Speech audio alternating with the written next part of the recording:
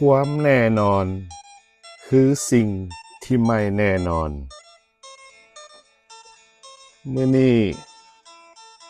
อากาศสดชื่นแจ่มใสดีมันเป็นวันอาทิตย์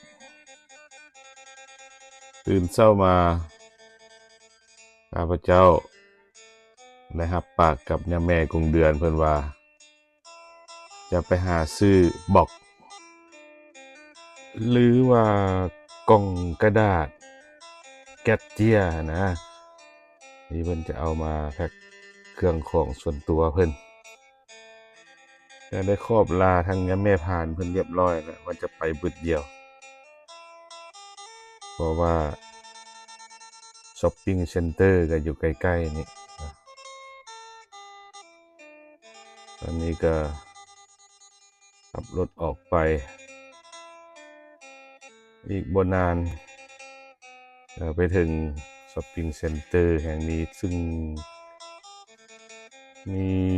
ตลาดร้านขายเครื่องสัพพอย่าง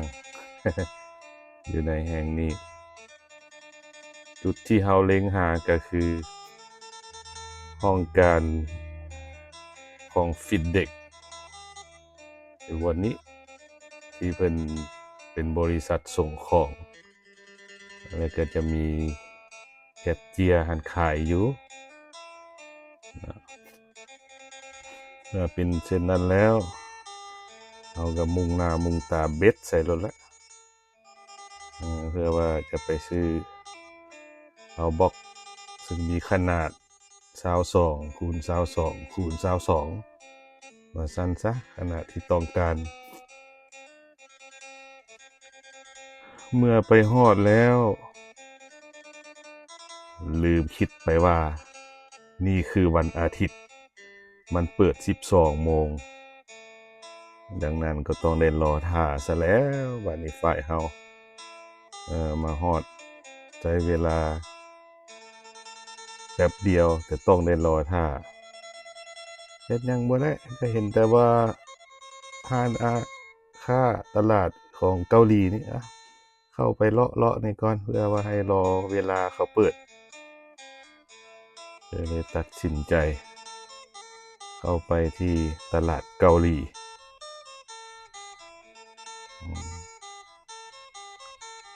ตลาดเกาหลีก็มีอาหารการกินเครื่องมากมายก่ายกองนั่นแหละเนาะทั้งหมากไม้ทั้งผักสดทั้งสิ้นปลาอาหารกุ้งหอยปูปลาอาหารทะเลอาหารแห้งอาหารทุกสิ่งทุกอย่างนะก็บ่แตกต่างกับมาร์เก็ตอื่นๆทั่วไปแต่สิ่งที่เน้นก็คือเป็นอาหารเกาหลีที่เข้ามาวางขายอย่างมากมายข้าพเจ้าก็บ่ฮู้ว่าจะมีจุดประสงค์หยังก็เลยย่างไปย่างมาบ่มีเป้าหมายสุดท้ายก็เลยซื้อเอาซูชิกล่องหนึ่งแล้วก็มีเขียดหนึ่งซะซูชินี่ก็ราคาก็17.99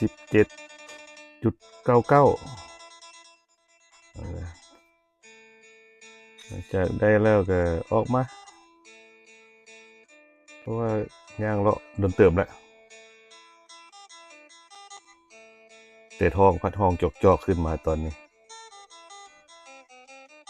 บ่ได้ไปบ่มาก็พุ่นแล้วเด้อแมคโดนัลด์พุ่นละนี่เพราะที่ข้างนอกมันก็มีร้านแมคโดนัลด์ก็เลยเข้าไปเพื่อว่าจะออเดอร์แมคโดนัลด์นี่มากินทุนท้องก่อน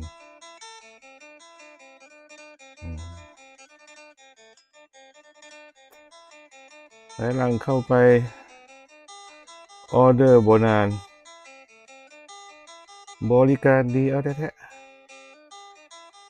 ว่าสิไปนั่งเลยเพราะว่าออเดอร์มาแล้วให้มาเอารถหลังจากนั่นก็บ่หลายเรื่องแล้วข้าพเจ้าก็เอามาทางกินทางคิดแหละ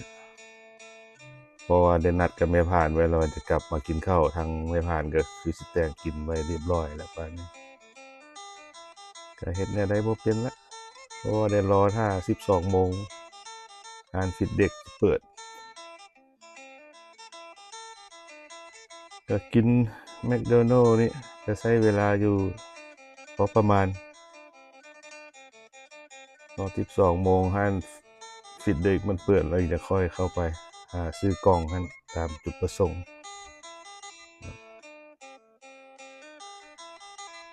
ความจริงแล้วจะออเดอร์ทางออนไลน์ก็ได้แต่หากว่ามันขาย10 กล่องเป็นบันโดหนึ่งดังนั้นก็เลยว่าอยากได้เพียงแต่2 กล่องในเวลาก็กลับมาสู่ห้านฟิตเนสเขาวางขายพัดเสือกบ่มีขนาด22 ก็เลยหันไปถามทางพนักงานเพิ่นว่ามีบ่ขนาดที่ข้อยต้องการแต่โชคดีที่พนักงานเพิ่นก็หาให้ได้นี่แหละ22จ่ายเงินเรียบร้อยก็ออกมาใส่รถ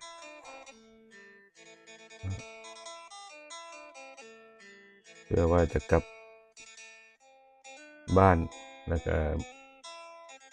มอบแก๊สนี่มอบบล็อกให้แก่ย่าแม่เดือนเพิ่นใช้ประโยชน์ต่อไปมาถึงรถก็เอากันไว้ทางหลังก็ย่านมันปลิวก็เอาไว้ทางในนี่แหล้วนะ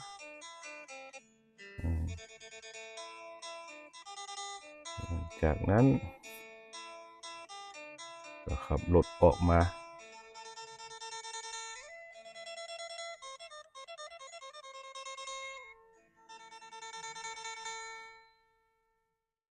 คนก็หลายบ่ว่าช้อปปิงเซ็นเตอร์แห่งนี้ก็ได้รถรางพาหนะเต็มขับรถกลับบ้านบ๊ายบายฟิตเด็ดขอบใจที่มันมีก็บ่ได้หายากปานใดได้ละ2 กล่องตามจุดประสงค์ขอบอกขอบใจพ่อแม่พี่น้องที่เข้ามาเบิ่งมาชมขอให้ทุกคนจงประสบผลสำเร็จในหน้าที่การงานสุขภาพแข็งแรงมีเงินใช้หลายๆทุกคู่ทุกคนที่มาชมช่องจานบ่ง Channel ขอบใจพ่อแม่พี่น้องทุกคู่ทุกคนอายุมั่นขวัญยืนบ๊ายบายสบายดี